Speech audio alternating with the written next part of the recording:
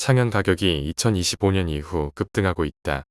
중국의 창연 현물 가격은 2025년 이후 3월 19일까지 111.0% 상승했다. 창연 가격의 올해 움직임은 지난 10년의 기간 내에 유사 사례가 없으며 지난 20년의 기간을 돌아봐야 겨우 비슷한 동향이 포착된다. 창연의 대표적인 사용 용도는 금속공업, 화학공업 및 전자공업으로 나뉜다. 금속공업의 경우 창연은 철, 알루미늄 등의 가공 특성을 향상시키기 위한 첨가제, 원자로의 냉각제, 저온댐 납 등에 사용된다. 화학공업의 경우 의료, 화장품, 자동차의 방청용 도료 생산에 사용된다. 전자공업의 경우 반도체 장비 제작에 사용된다. 수요 특징에서 살펴볼 수 있듯이 창연 수요는 특정 산업에 집중되어 있지 않고 전기차 배터리와 같은 고성장 산업과는 관계가 깊지 않다. 따라서 2025년 이후 창연 가격 상승은 수요 변화가 원인이 아니라 공급 이슈로 나타난 것으로 판단된다. 그렇다면 창연의 공급 특징은 어떠할까?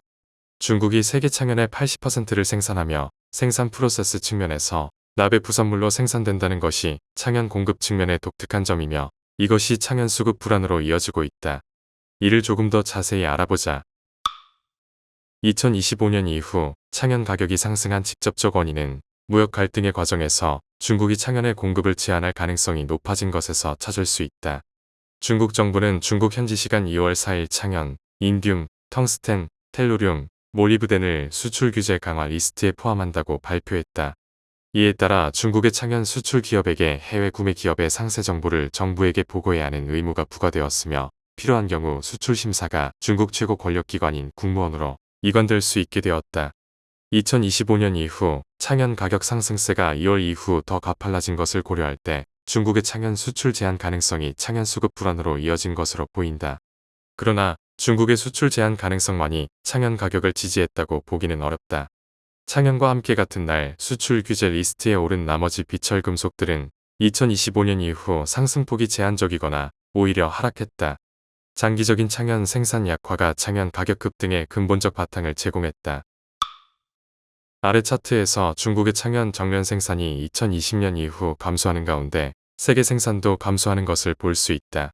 창연은 납의 부산물로 생산된다고 위에서 언급했는데 더 정확하게 이야기하자면 창연은 납 광물의 채련 과정에서 부산물로 생산된다. 중국의 폐납 축전지 재활용 시스템이 확립되어 가면서 납 생산에서 납 광물의 중요성은 약화되었다. 아래 납 광산 생산 차트에서 2013년 이후 세계 납 광산 생산의 증가 모멘텀이 상실된 것을 볼 수 있다. 납 생산을 위한 원재료 조달에서 납 광산 생산의 중요성이 낮아지면서 지난 10년간 세계 납 광산 생산의 증감률은 납 정년 생산의 증감률을 하회했다. 이어지는 보고서 전체 내용은 팜스 또는 마이PDS 서비스를 통해 확인하실 수 있습니다.